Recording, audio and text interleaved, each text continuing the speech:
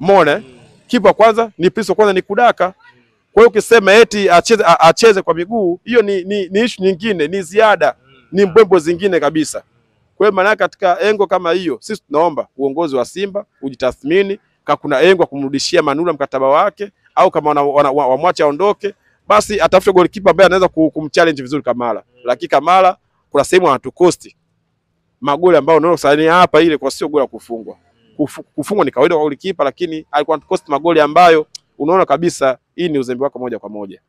MC Kasi, kwa nini, na ni swali nimekuwa nikijiuliza sana, kwamba kwa nini magolikipa wengi wazawa wa ndani ya nchi ya Tanzania wamekuwa hawaaminiki kwa baadhi ya timu? Yaani nikimaanisha, ukiangalia timu ya Yanga golikipa wake ni sio Mtanzania, namzungumzia Diarra, sio Mtanzania. Kamara pia alikuja, Ayub Blackred pia sio Mtanzania.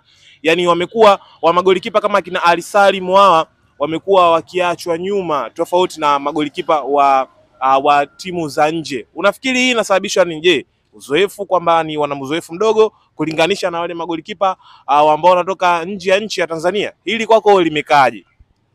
Ushindani umeongezeka kwenye ligi, kwa hiyo kila mmoja anataka kitu kichukua bora, na hata kama Mtanzania akikaa pale, basi awe Mtanzania wa maana, sio kama hamna Mtanzania ambayo mwenye uwezo wa kudaka. Tumeona golikipa wa JKT yule ni golikipa mzuri, Yona ni golikipa mzuri, wakina yule golikipa wa yani pia ni golikipa mzuri kabisa, lakini sio kwa sababu hawawaoni. Hapana, ushindani ulikuwa ni mkubwa sana. Lakini pia magolikipa wa kigeni pia wanaita pia mbinu mbadala hapa kwetu. Leo tumeona Diarra amekuwa ni mwalimu wa magolikipa wengi Tanzania. Magolikipa wetu wengi, mfano kama Msheli, kajifunza vitu vingi kwa Diarra.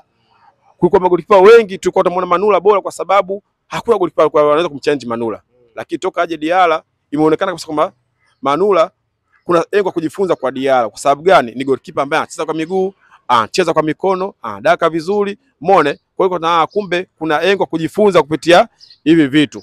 Umeona? Kwa hiyo magolikipa kigeni wanaokuja Tanzania ni vizuri, umeona, ni vizuri kwa sababu wanaleta funzo kwa wachezaji wa ndani, na pia wanawaboost, wanaamsha wachezaji wa ndani. Nasema golikipa tu, hata mabeki wa ndani.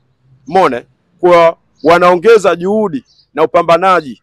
Umeona? Kwamba usilale. Leo hii tunaona mafuadi wapo wa Tanzania kwenye mbio za kugombania kiatu.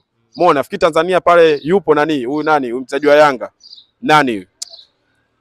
Huyu watu Clement Mzize. Umeona? Kapambana na pale anacheza na wageni kibao kina Dube. Umeona? Kina Pacome za nao, lakini katoka king'ala yeye. Umeona pale Yanga. Kwa hiyo maana yake wachezaji wa kigeni wanakuja kuleta push na kuinua soka letu na kuwaboost wachezaji wa ndani kuonekana kuwa yani kuna kitu cha kufanya mbali na hapo ulipo uwezo wako.